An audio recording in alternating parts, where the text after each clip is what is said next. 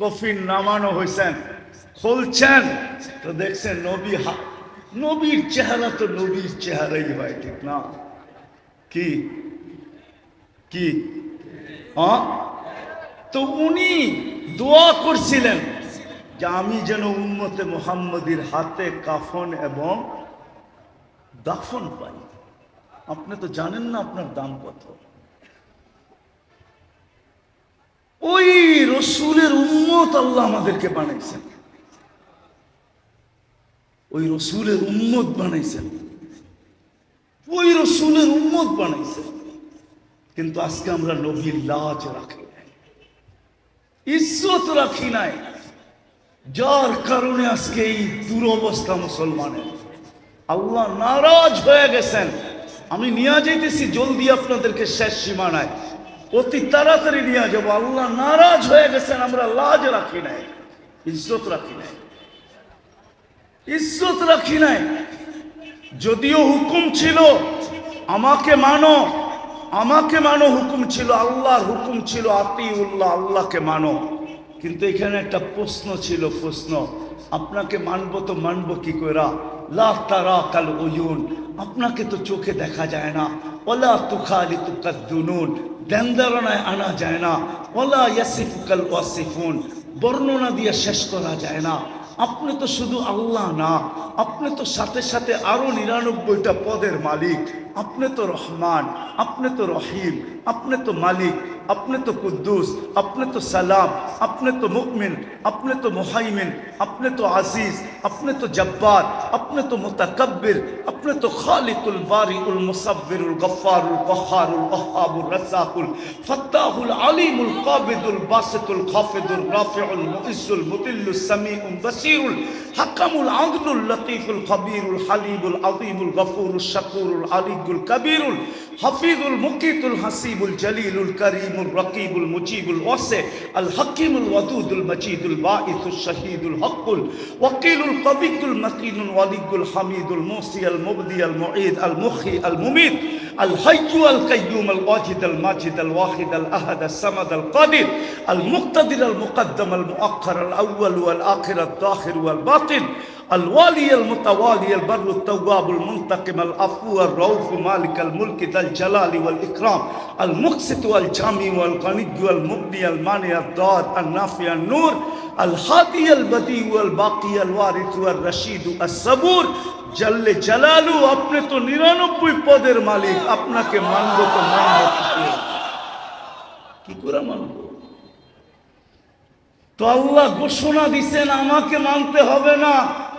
ইনতু মান আতা আর রাসূল ফাকাদ আতা আল্লাহ, যে আমাকে আমার বন্ধুকে মানবে সে যেন আমাকে মানলো, আমাকে মানতে হবে না, আমার বন্ধুকে মাইনা দেখাও। আজকে আল্লাহ নারাজ, এই জন্য নারাজ যে উম্মত তো বলি বটে কিন্তু নবীর আদর্শ থেকে বহু দূরে। আজকে নবীর আদর্শ ছেড়া দিছি, ওই রসুলের আদর্শ।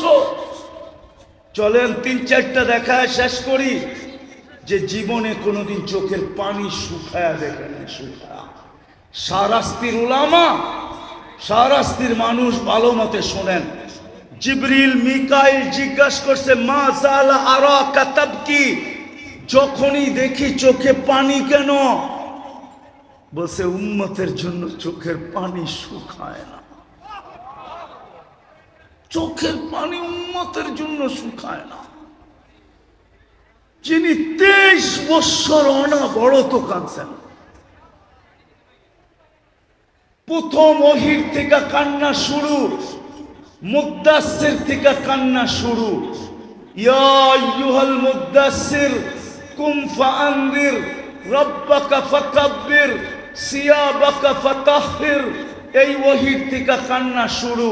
খাদিজা জিজ্ঞাসা করছে, বুখারীতে আছে, কাঁদেন কেন?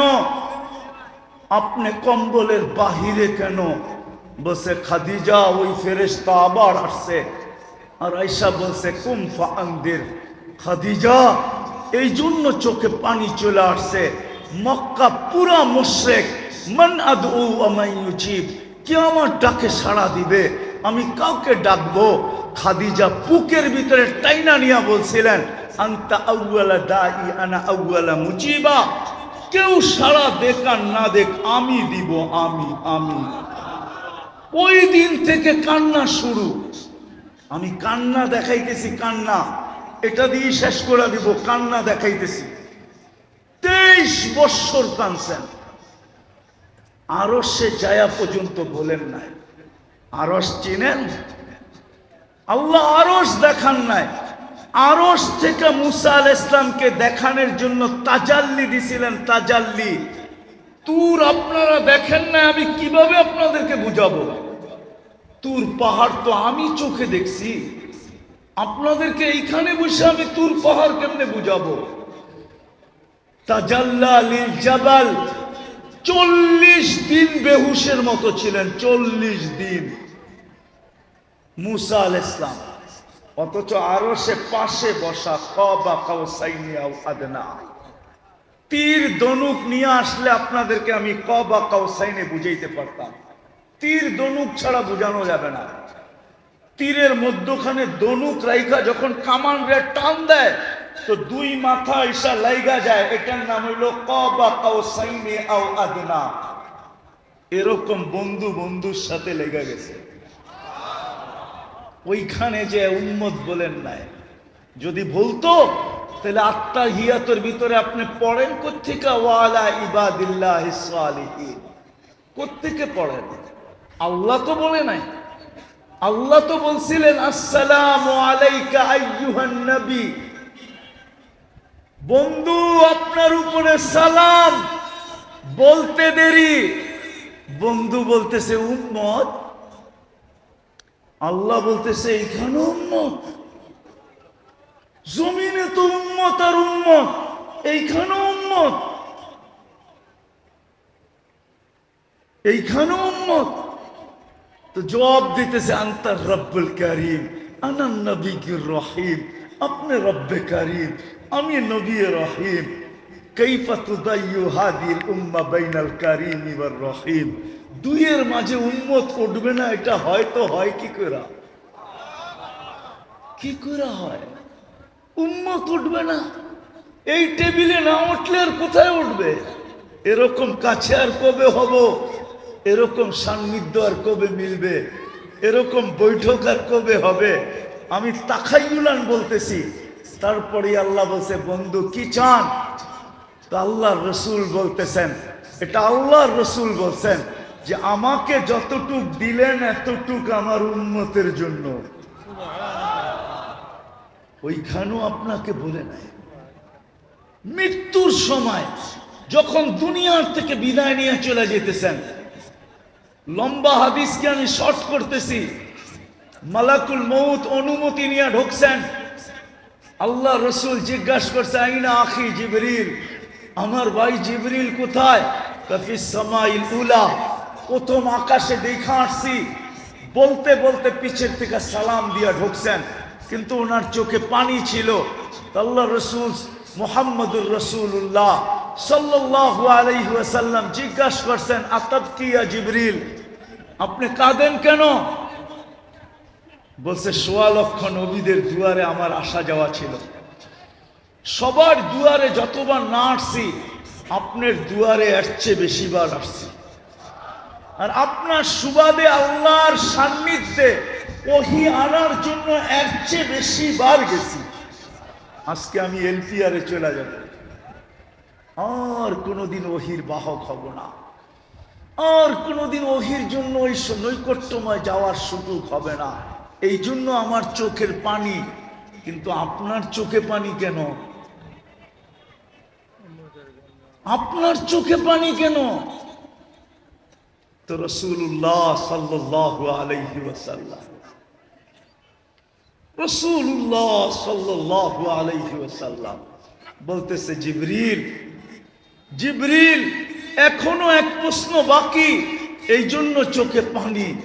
মনে হয় না আমার সারাস্তির যুবকরা বুঝবে কি বুঝবে না।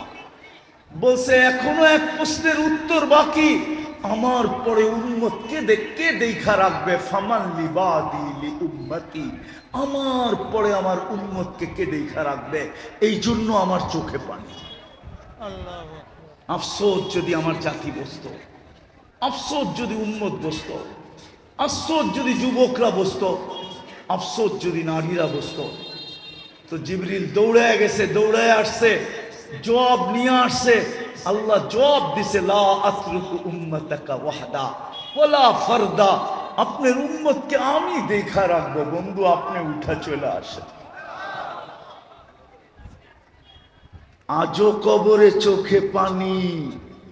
শাহরাস্তির মানুষ, আমার তো মন চায় আমি ডেলি মদিনা ছুটা যাই, কিন্তু হয়তো আমাকে করতে দিবে না, ওই পর্যন্ত পৌঁছতে দিবে না। আমার মন চায় আমি রওজায় কান লাগায়া শুনি, কেননা হায়াতুন নবী, আমাদের নবীজি কবরে এখনো জীবিত। হায়াতুন নবী এখনো কবরে জীবিত। আমার মন চায় কান লাগায় আমি শুনি যে কবরের ভিতর থেকে মনে হয় চিৎকার দিতেছেন, মা বি উম্মতি, হায় আমার উম্মতের কি হইল? হায় আমার উম্মত আমার আদর্শ কেন ছাড়লো? আমার ইজ্জত কেন রাখলো না? আমার লাজ কেন রাখলো না? আমার আদর্শ কেন ছেড়ে দিল? আমি পুরা টিম নিয়ে আসতে পারি। যারা স্বপ্নে দেখছেন, এখনো আল্লাহওয়ালারা স্বপ্নে দেখেন আল্লাহর রসুল উম্মতের জন্য কবরও কাঁদতেছে। চলেন বাকিটা কিতাবের থেকে শুনায় দেন। আবুলাই সামরকান্দি রহমতুল্লাহ আলাইহি লেখছেন, জানি না আপনাদের দিলে গাঁদবে কি গাঁদবে না। আবুলাই সামরকান্দি রহমতুল্লাহ আলাইহি লেখছেন, আল্লাহর রসুল যখন কবর থেকে উঠবে, সর্বপ্রথম আল্লাহর রসুলকে উঠাবে। মুহাম্মদুর রাসূলুল্লাহ সাল্লাল্লাহু আলাইহি ওয়াসাল্লামকে উঠানো হবে, আর কাউকে উঠানো হবে না। জিবরিল পর মারবে, উনি উঠবে। তো আবুল্লাহ সামরকান্দি লেখছেন, উঠবে ওয়া হুয়া ইয়াবকি ওয়া ইয়াকুল, চোখে পানি নিয়ে উঠবে, কাঁদতে কাঁদতে উঠবে আর বলতে থাকবে, জিবরিল ময়দানের যেদিকে তাকাই ওদিকে তো ফাঁকা দেখি, ডাইনে তাকাই তো ফাঁকা, বামে তাকাই তো ফাঁকা, সামনে তাকাই তো ফাঁকা, পিছে তাকাই তো ফাঁকা, আমার উম্মত কোথায়? কবর থেকে কাঁদতে কাঁদতে উঠবে আর বলবে আমার উম্মত কোথায়? ও যুবক, তো পায়ে হাত ধরি, তুই নেটে দেখা চুল কাটিস, বিজাতির সাজে সুসজ্জিত, ভাবতাম ওদের সাজে সুসজ্জিত হইলে পিসা দিয়া দিয়া আমাদেরকে নিয়ে যেত, তাইলে আমাকে আমেরিকা, ইউরোপে, অস্ট্রেলিয়া, সারা দুনিয়ার প্রবাসীদের চোখের পানি দেখে আমাকে কাঁদতে হইতো না। আমি দুনিয়াতে ৯৯টা দেশ দেখছি, ৬০টা মহাদেশ দেখছি, দুনিয়ার কোনো উন্নত দেশ বাকি নাই আমি দেখি নাই। কোন দেশে 18 বার গেছি আমি।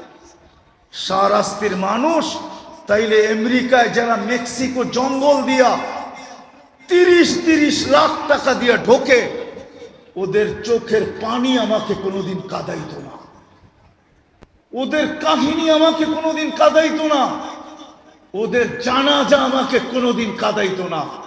শাহরাস্তির থেকে বেশি দূরে না, শাহরাস্তি যদিও নাকি চাঁদপুরের আন্ডারে, কিন্তু বাসাগতভাবে তো আপনারা বেশিরভাগ নোয়াখালী, ঠিক না? হ্যাঁ, নোয়াখালী এখান থেকে দূর। শাটডাউনের সময় নোয়াখালী ছেলের জানাজা আমাকে কাদায় ছেড়ে দিছে, ওর কেউ ছিল না, আমি ওকে চিনতাম। ও 5 মাস আগে জেলখানার থেকে বাহির হয়ে আসছে, 5 মাস আগে জেলখানার থেকে বাহির হয়েছে, মেক্সিকোর জঙ্গল দিয়ে আমেরিকাতে ঢুকছে 30 লক্ষ টাকা দিয়া। ও হোম ডেলিভারির কাজ করত, মোটর সাইকেল অ্যাক্সিডেন্টে মারা গেছে, কারো চোখে পানি আসে নাই, কিন্তু আমি কাঁদতেছিলাম এই কথা ভাইবা, যে ওর সমস্ত স্বপ্ন ধূলিসাৎ। ও ভাবছে কয়েকদিন পরে গ্রিন কার্ড পাবো, তারপরেই মা বাপ ভাই বোন আত্মীয় স্বজন স্ত্রী পুত্র সবার জন্য অ্যাপ্লাই করব।